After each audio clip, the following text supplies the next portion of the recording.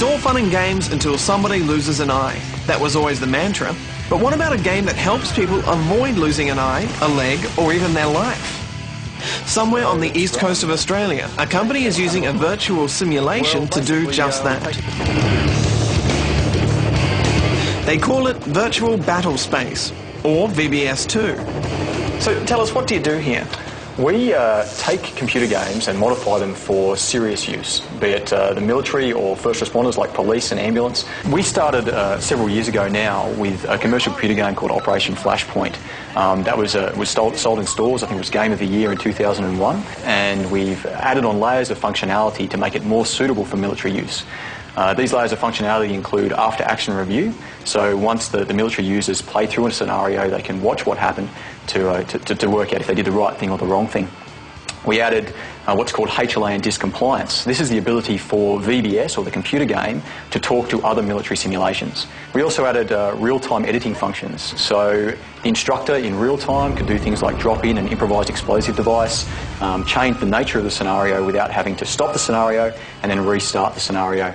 You won a contract to develop Loadmaster systems for the Australian Army. How does it all work, the virtual reality side of things? Well, what you're seeing here is a modification of our desktop training software. So this is the Loadmaster Virtual Reality Trainer, also known as the Aircrewman Virtual Reality Trainer. And what Aircrewmen do, they actually instruct the pilot how to fly the helicopter when they're going slow and low. So Gordon here is immersed in virtual reality. He's wearing a virtual reality headset, and through that headset he actually sees the virtual environment. But everything that happens here, the gun movement and his head movement, that's all tracked in 3D. It's multiplayer as well. Can soldiers actually train with other soldiers at the same time? Absolutely. So it's a multiplayer game. You can have some infantry in there, so some soldiers. You can have some crew, maybe manning armoured vehicles, like a tank or an armoured personnel carrier. You can have pilots flying aircraft, 50 or 100 soldiers sitting down, one at each computer, more or less playing together to achieve some training outcome. So, Peter, can I have a go? Certainly. If you could give me one piece of advice before I start, what would it be? Hold on. Hold on? Let's go. Let's get immersed. Oh, whoa, that's disorientating. So you're now in the aircraft. If you look to the left, you'll see the pilots. They're ignoring me. I'm going to shoot this barn for no apparent reason. Take that. Which countries use VBS2 for training? At the moment, either the Australian Defence Force, the US Marine Corps, or the United Kingdom Ministry of Defence. So it's more or less a worldwide operation. This is pretty hard. Yeah, well, that's why they need to train on it. Okay. So you're shooting people on the ground from a moving helicopter. Is that guy on my side? None of the guys are on your side. None of the guys are on my side? All right, that's all the information I needed. Let's go.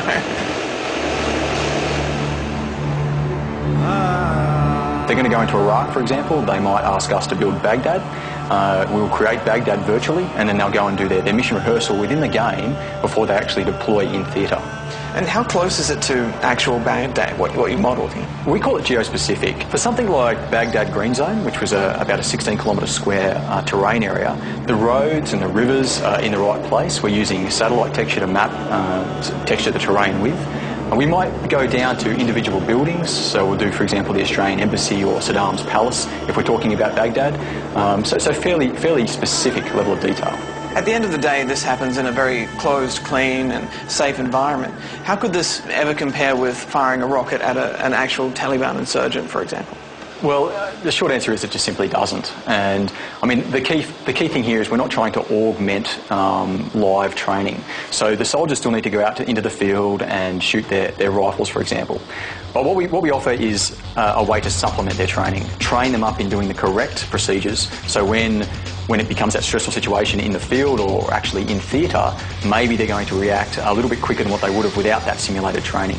Simulated training at the moment, it's not as realistic as real life, but we're working on it.